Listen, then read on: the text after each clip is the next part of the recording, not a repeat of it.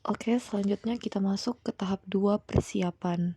Pada tahap 2 persiapan ini, ada pun materi yang akan dibahas yaitu media, desain, dan presentasi.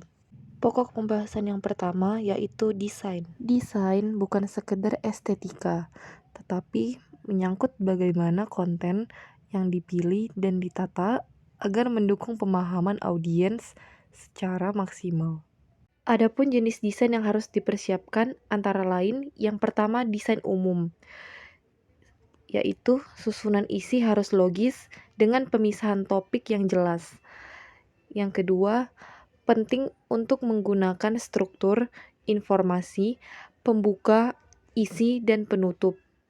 Dan yang ketiga, gunakan pengantar dan rangkuman pada tiap bagian.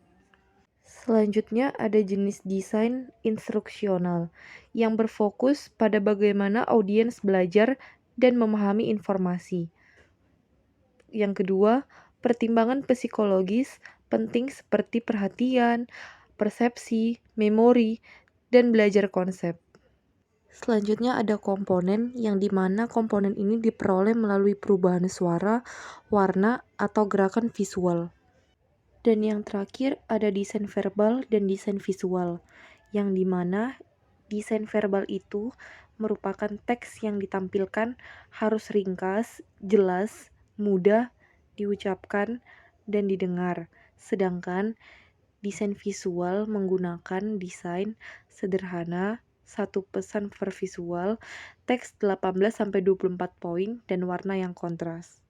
Selanjutnya ada pokok pembahasan produksi media, yaitu proses membuat materi visual, audio, atau cetak yang akan digunakan dalam presentasi. Adapun jenis media yang bisa disiapkan, yang pertama slide presentasi, contohnya PowerPoint. PowerPoint ini menggunakan desain konsisten dan visual menarik, serta hindari overload teks dan gunakan visualisasi. Yang kedua, ada video atau animasi. Video atau animasi ini cocok untuk prosedur, narasi, atau simulasi, serta perlu perencanaan waktu dan narasi yang jelas. Yang ketiga, ada handout atau brosur. Handout atau brosur ini merupakan ringkasan yang disiapkan untuk referensi audiens, serta menyertakan poin penting dari masing-masing slide. Dan yang terakhir, yang keempat, ada alat bantu visual langsung, terdiri dari flip chart, alat peraga, dan infografis cetak. Dan yang terakhir ada topik pembahasan latihan presentasi, yang dimana latihan bukan sekedar membaca ulang slide, tetapi simulasi menyeluruh yang melibatkan alat bantu, intonasi suara, posisi berdiri, serta waktu.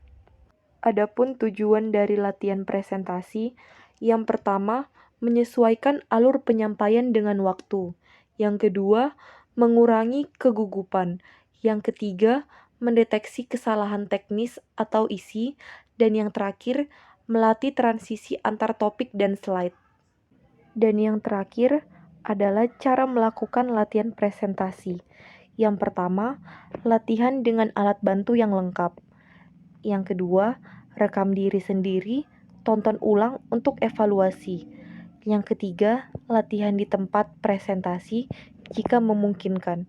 Dan yang terakhir, latihan improvisasi untuk sesi tanya jawab.